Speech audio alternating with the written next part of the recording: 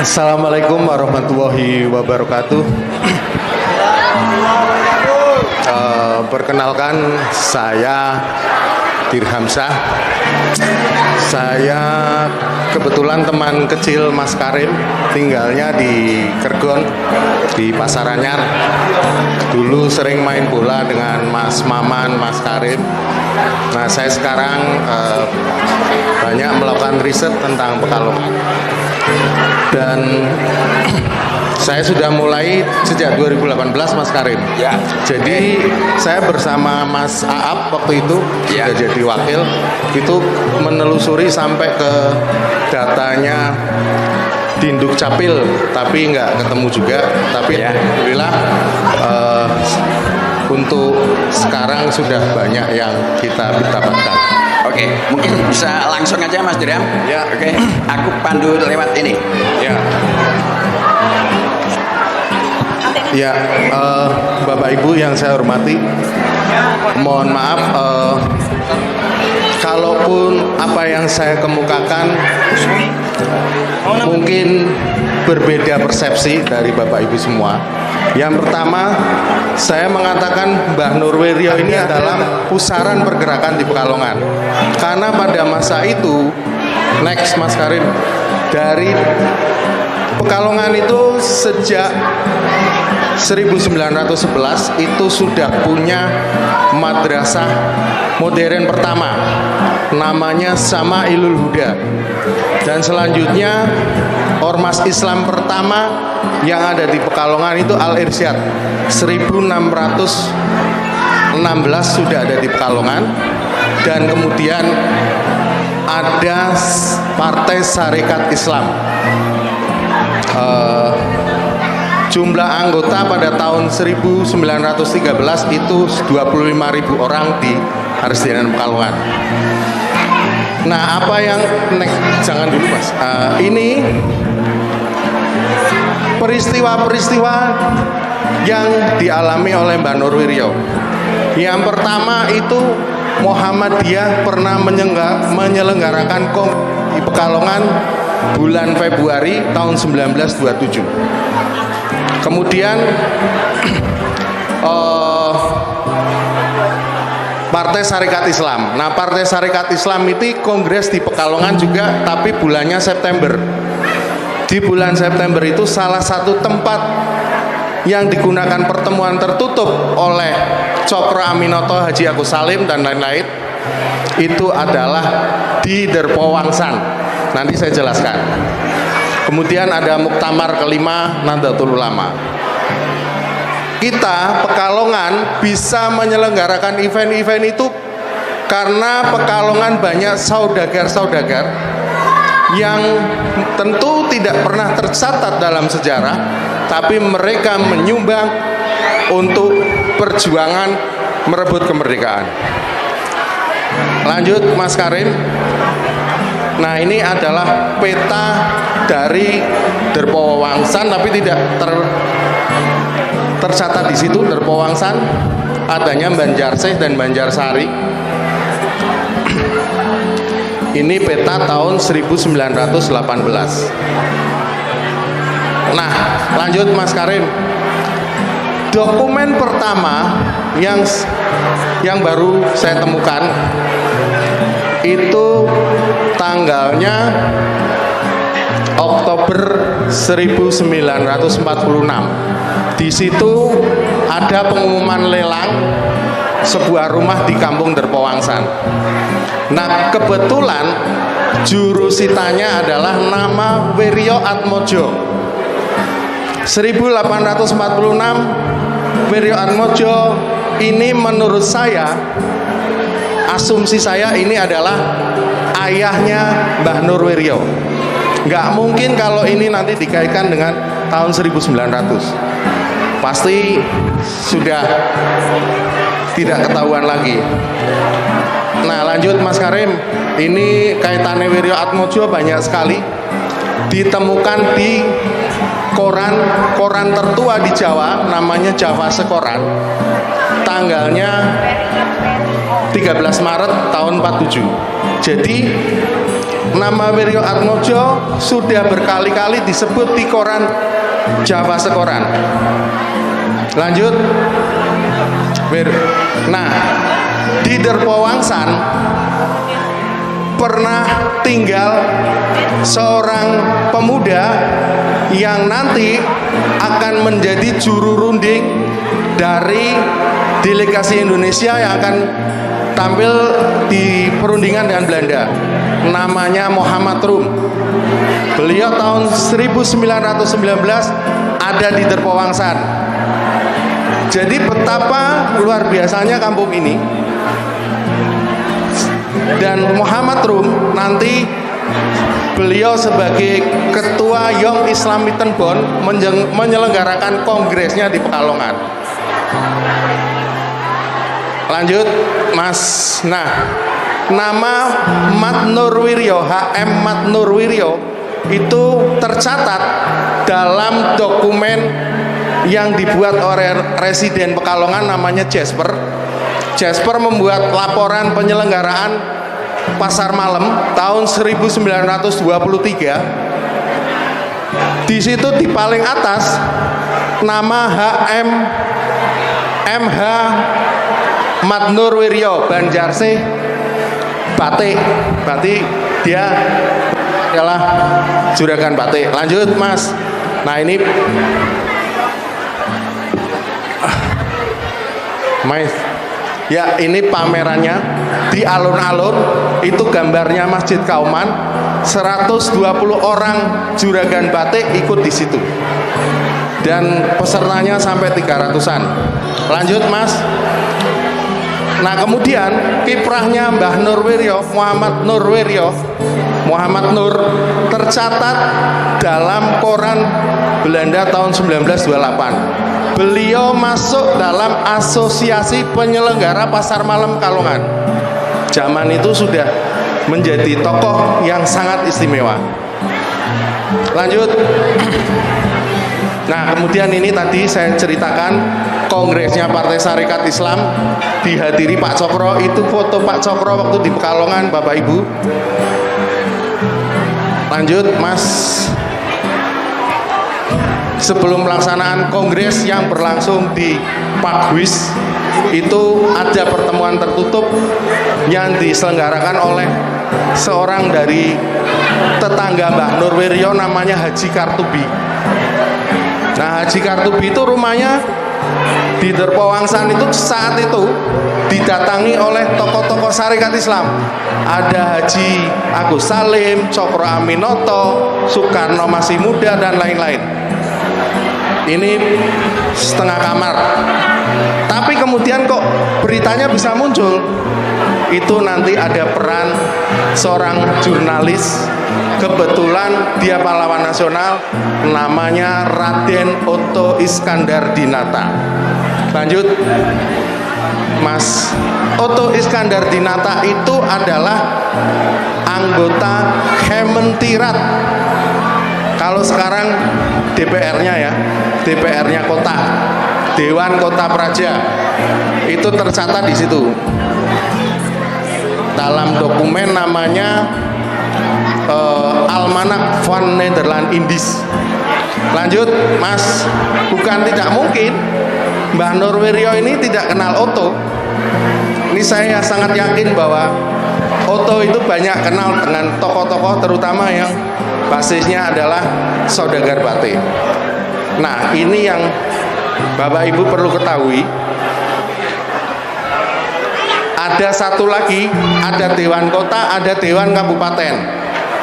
Dewan Kabupaten namanya Regensraad. Dia memiliki tugas seperti DPR-nya sekarang. Lanjut, Mas. Mbah Nurwiryo itu tercatat dicalonkan menjadi anggota Regensraad atau Dewan Kabupaten tahun 1929. Nah, kemudian beliau berarti sudah masuk dalam parlemen Kabupaten Pekalongan. Lanjut, Mas. Nah, itu tercatat dengan resmi di Almanak van Nederland Indies tahun 1930 dan 31. M. Haji Muhammad Nurwiryo. Tidak banyak yang tahu mungkin Bapak Ibu. Beliau itu luar biasa sekali. Nanti saya lanjutkan lagi, Mas Karim. Nah, kemudian tahun 1930 kita, bahkan seluruh dunia, yang dimulai tahun 1927, kalau kita buka ada krisis Malaysia. Orang Amerika menyebutnya depresi krisis. Itu sangat luar biasa. Pabrik gula banyak yang mem-PHK karyawannya. Lanjut, ini ada koran namanya Pelita Dagang, Mas Karim. Nah, Pelita Dagang ini punya Haji Zarkasi, koleganya Mbah Nurwiryo. Di dalam itu menyebut bahwa banyak jeragan-jeragan yang mengurangi produksi batiknya karena adanya krisis. Nah, ini peluang ini, monggo Pak Tris, ditangkap oleh Mbah Nurwiryo. Lanjut Mas Karim.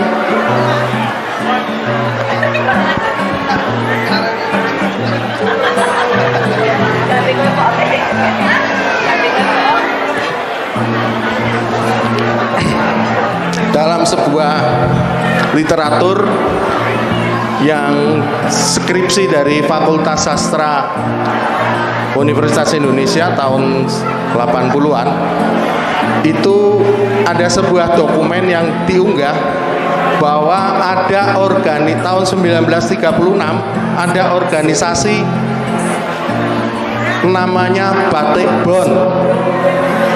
Batik Bon itu didirikan oleh Haji Ali Jahri, Haji Zarkasi, ini Haji Zarkasi gambarnya. Haji Zarkasi itu dipanjang. Kemudian ada Haji Akil, saya nggak tahu ini siapa. Dan ada nama Haji Matnur. Nah, tujuan dari organisasi ini adalah ingin membeli kain mori langsung kepada importirnya, karena pada masa itu kalau melihat industri batik itu banyak yang kolab karena tidak mampu membayar obat, membayar mori dan lain-lain. Nah, ini Mbah Nurwiryo ini punya inisiatif bersama 3 orang tadi. Nah, saya melihatnya ini nanti kemudian yang mendirikan koperasi-koperasi di Pekalongan. Lanjut Mas Karim, sudah mendekati akhir. Nah, ini juga Batik Bon ini tercatat di dalam berita koran The Lokomotif Semarang tahun 1936, yang dimana itu punya 3 agenda. Yang pertama, membeli bahan baku batik langsung dari importir Belanda, memasarkan produk batik secara bersama-sama, kemudian melepaskan pengusaha batik dari jeratan sistem kredit yang memberatkan. Nah, sistem kreditnya pasti dengan orang yang menguasai perdagangan obat batik dan lain-lain, yaitu orang Tionghoa dan mungkin dari golongan keturunan Arab. Nah, ini beliau punya inisiatif. Piye carane, karena di lobi tidak kunjung memberikan kan, maka kemudian Mbah Nurwiryo punya inisiatif membeli mori, produk mori dari Jepang. Lanjut Mas Karim. Jadi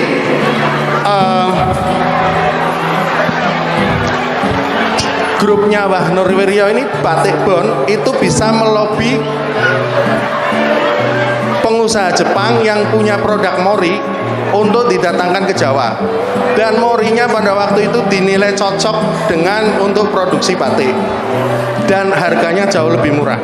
Artinya orang-orang pada masa itu sudah punya mindset bisnis internasional. Bagaimana mencari solusi di tengah krisis. Lah, pertanyaannya, kok bisa Mbah Nurwiryo dan kawan-kawan ini beli mori dari Jepang? opo ring Jepang, kan nggak mungkin zaman itu ya, agak sulit ke luar negeri. Lanjut,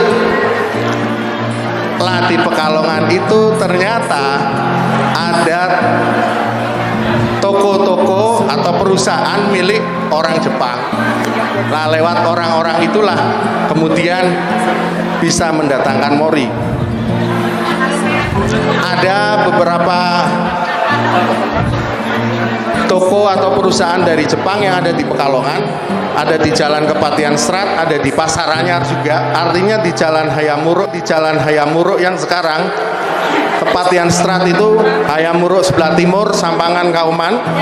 Pasar Anyar Strat itu Hayamuruk sebelah kulon, sebelah barat, Kergon, Pesindon dan lain-lain. Nah, ini dokumennya dari situ.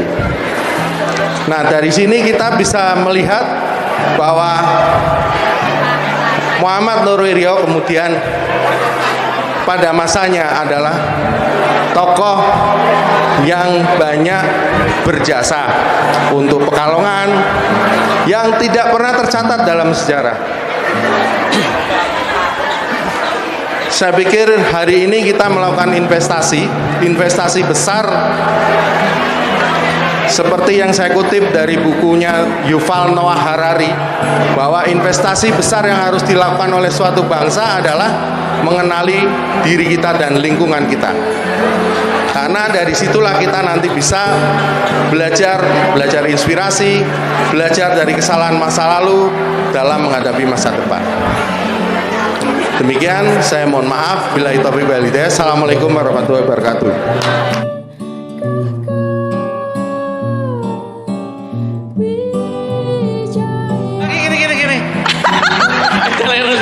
Disawani nyalake barang nggih. Sejarah disalahke.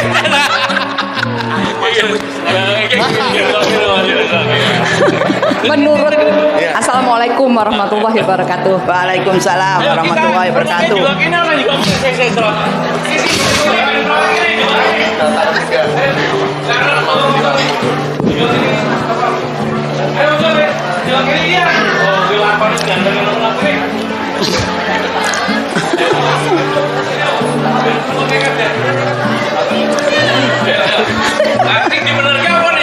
Begini, saya mendengar sendiri Dari siapa? dari Ibu Gusti Nurul, keturunan dari Solo. Iya. Kuwi ayune ora jamak sih. Yo nemen ra. Mirip kene atau mirip Ki Gusti Nurul? Ini dong. Gusti Nurul itu disearching yang muda-muda. Itu orang yang menolak cintanya Presiden pertama Soekarno. Dan juga Hamengkubuwono. Dan juga Hamengkubuwono. Tan Malaka. Juga Hamengkubuwono 9. Itu canggahnya kita. Bukan.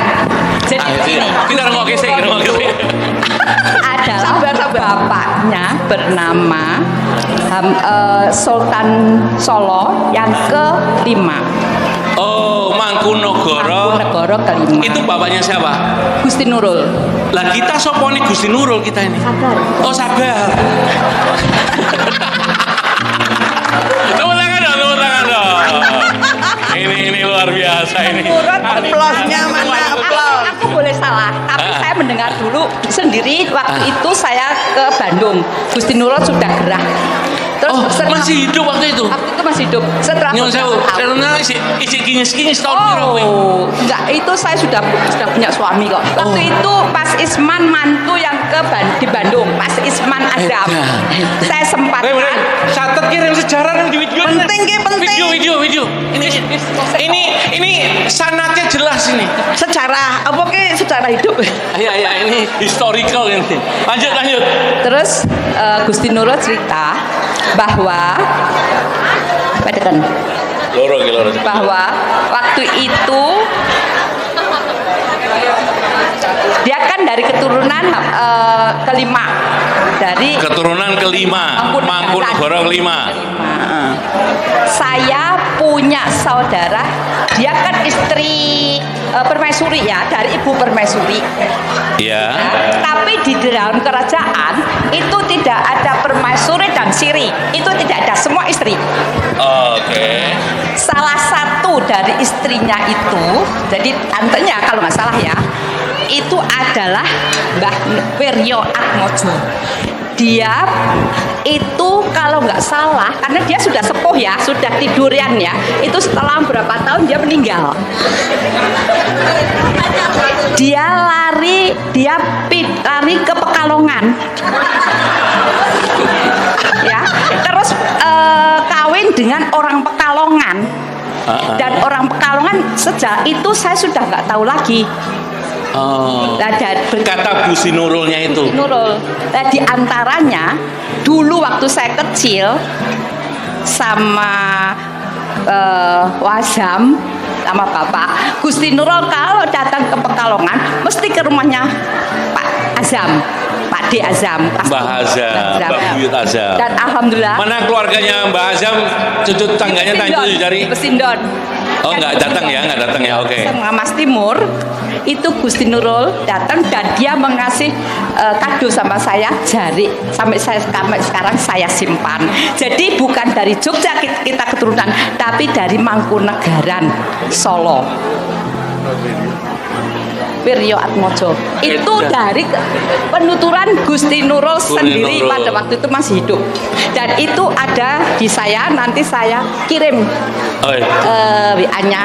Dan ini datanya Ya. lengkap ya. Sayangnya waktu itu ada foto dari mbah-mbah kita itu di rumahnya Wazam, Iya. Wazam Sedo, diambil oleh Mas Malul.